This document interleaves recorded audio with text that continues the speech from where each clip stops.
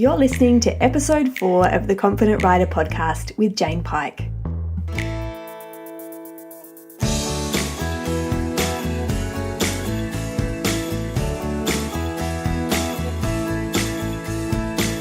So, at the time of recording this, I have literally just wrapped up the new Rise pathway for my membership program Joyride, which deals with performance under pressure. And that seemed like the perfect reason to talk about mental preparation for competition with you today.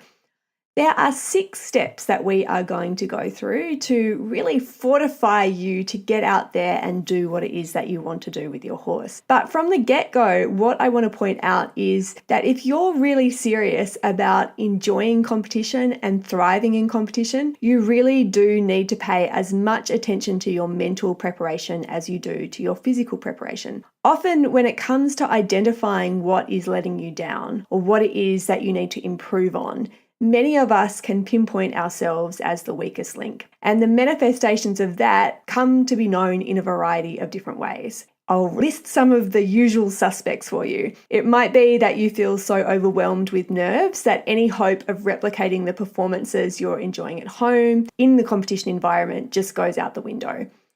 Tension. This is something that really typically gets in the way. You experience a level of tension in pressurized situations which causes you to ride with stiffness or rigidity, or just not be able to execute the aids and ride in the manner that you know that you can. This one is super common. Perhaps you're concerned with what other people are thinking, and that occupies your focus to the extent where you can think about little else. Regardless of the whats and hows, at the end of the day, there are 2 options that are available to us. We can either manage our mindset and create the mental strength that we need to ride under pressure and learn to manage ourselves within those environments with our horses, or we can continue to be at the mercy of them.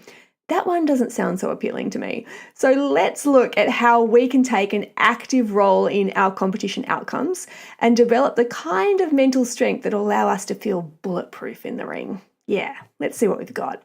Okay, number 1, your crystal ball. This is an analogy that I use all the time. And the thing is that many times in our riding life, we experience the same thing happening over and over and over again to the point where we might start to recognize a pattern. You don't have to be a seasoned competitor to begin to notice these familiar threads or default modes of operating that either cause you to feel a certain way, usually that way is not preferable, or contribute to you experiencing a certain result.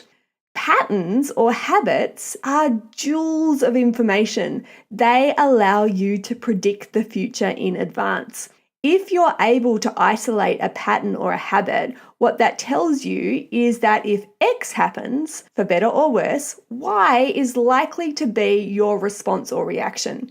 As a consequence, if we're able to reflect back on some of those habits or patterns that we engage in, that will allow us to not only recognize unhelpful behavior, but also put in place the strategies that we need to run in order to experience a result that we want to get, but also to recognize the strategies that are currently playing out that are contributing to the results that we are experiencing. I would like for this to be a really practical session, so if you can grab a piece of paper and a pen, pause this for a moment, get yourself set up, and then I would like you to reflect back over your most recent competitive experiences. What is it that's currently working for you? What is it that's currently not working for you? And how is it that you could interrupt this pattern or strategy in the future in order to experience a different result? You can also use these same questions in situations where you feel any kind of pressure in terms of your riding. This does not have to be specific to competition. So if you go out and ride in front of other people and you notice a pattern or a reliable response coming up, use that as your example point. If you go to clinics or lessons and you notice that things fall apart a little bit, have a look at what's happening there and see if you can identify any familiar strategies or habits, unpack them, and see what you could do differently to create a result that you're actually wanting. Number 2, let's look at your competition mindset. Creating your competition mindset, just like anything else, it's not the result of just one thing. It's a melting pot of different skills and processes that incrementally strengthen you along the way. And when you think of it this way, it's just like building up your physical muscles. Building your mental muscles takes practice. Literally, the more you do it, the stronger you get both in and out of the saddle.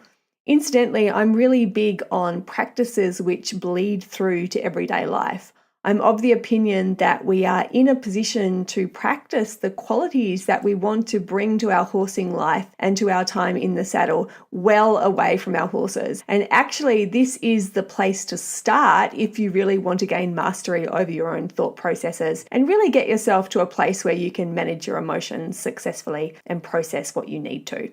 Your belief systems and consequently your attitude is the hinge point that allow you to control your internal climate.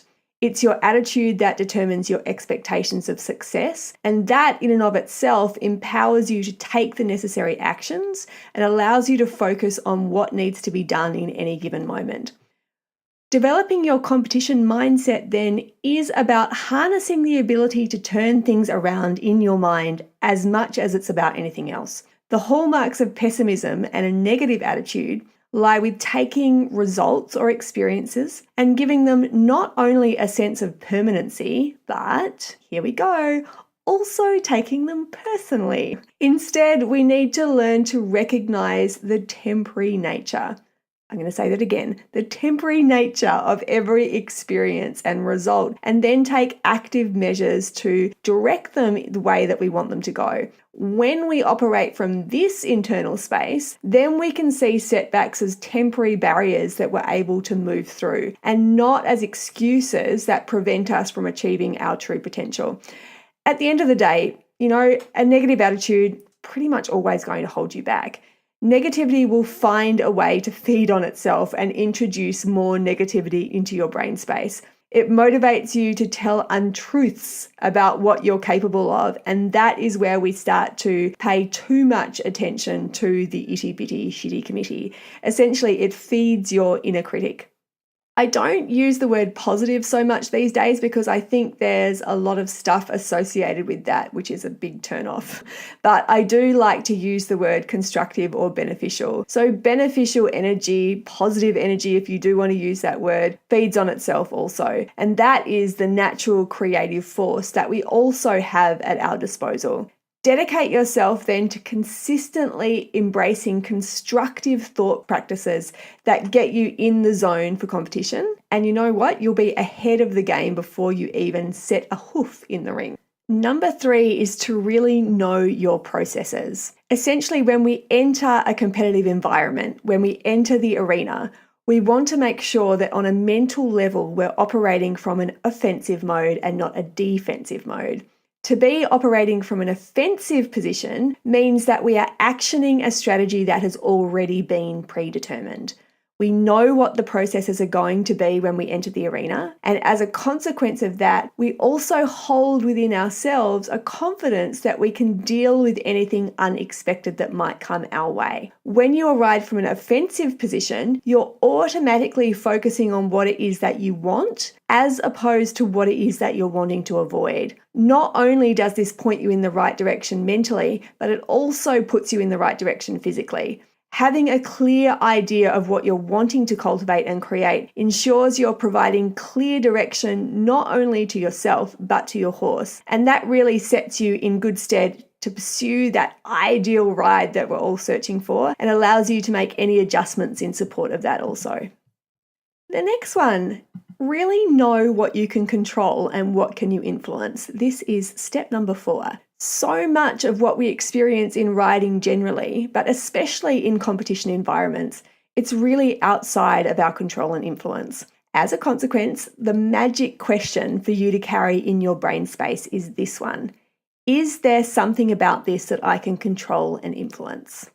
If the answer is no, then pretty much you don't want to waste any more time or energy thinking about it. Not only will it not change a single thing about the situation, so you can see how futile it actually is, but it will prevent you from investing your energy in the things that you can control and influence in the moment. And perhaps this is the biggest thing, it's going to rob you of the ability to enjoy what is happening to the fullest extent possible.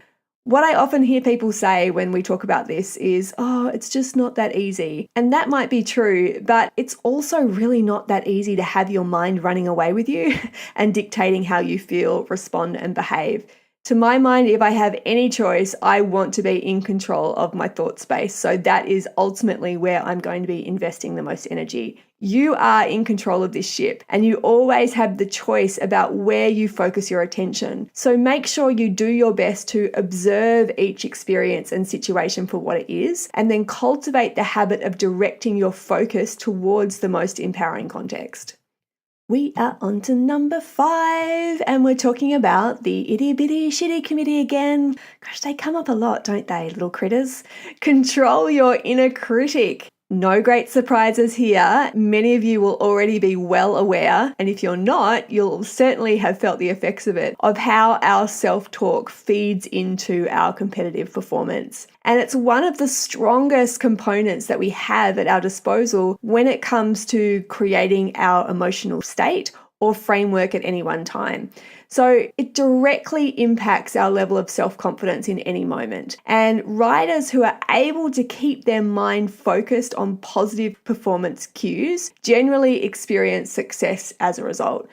With riders that I work with, we are always very much about creating performance cues or a performance statement. And depending on how familiar you are with what is required, we will choose one or the other. Now, a performance statement is something that I call consciously designed self-talk. Basically, the fewer decisions that you can give yourself on competition day, the better, including how you should go about managing those internal conversations. If we think back to the very first point we started with, your crystal ball, the conversations that you're commonly entertaining will also be familiar to you. So something like a performance statement can be so helpful in you deciding ahead of time what thought processes you want to put energy behind in terms of the conversations that you're having. When you notice that your self-talk has taken a turn for the worse, you can press the delete button in your mind then and insert your performance statement there. The next one, self-doubt. We want to kick it to the curb. Self-doubt, just to interrupt, I had Eye of the Tiger pop into my head then, that kind of real 80s video clip. Anyway, if that works for you, you can start to play that right now. Self-doubt. Self-doubt begins as a niggle, and the niggle starts with a change in focus. Where attention goes, energy flows. So whatever you focus on, you will find, even if it wasn't there in the first place. If you begin to doubt yourself, you've consciously, or most likely unconsciously, begun to direct your focus to your less desired possibility. At that point, the voice in your head starts to ask you a series of disempowering statements and questions, such as, what am I doing here? Oh, that jump looks huge. I'm not really sure I want to do that. I don't have what it takes. I'm out of my league. What was I thinking? Is it getting cloudy over there? Is it windy? My horse hates the rain and the wind. Any of these sound familiar? Our brains are like computers. The types of software that we load and how we run our systems, it's essentially what determines the answers that it provides you with. And when you realize and take this on board, you recognize that the ability to be self-confident is a skill. It's a muscle like anything else, a set of abilities combined with a set of beliefs, and it's trained. So with that in mind, if we're wanting to knock self-doubt out of the ballpark, the training comes back to a repetition of the basics. Control what you focus on, give your circumstances and situations an empowering meaning, and develop rituals that allow you to take control of your emotional state. Phew, we packed a lot into that one. Thank you so much again for hanging out with me today. There is a whole pathway dedicated to this in my membership program, Joyride. So if performing under pressure or developing your competition mindset is the thing that's causing you a few issues at the moment, jump in and check it out. You can read all about it on my website, confidentrider.online, as well as a whole host of other materials to help you get your head in the right space and your heart in the right space to do what it is that you want to do with your riding. Have a fabulous day, happy horsing, and I'm looking forward to hanging out with you on the next episode. If you enjoyed this, I'd be super appreciative if you shared the love. Feel free to share this far and wide. Any comments and feedback is totally welcome, and you're always welcome to email me also, jane@confidentwriter.online. Your comments and feedback are always appreciated. Looking forward to talking again with you in the next episode.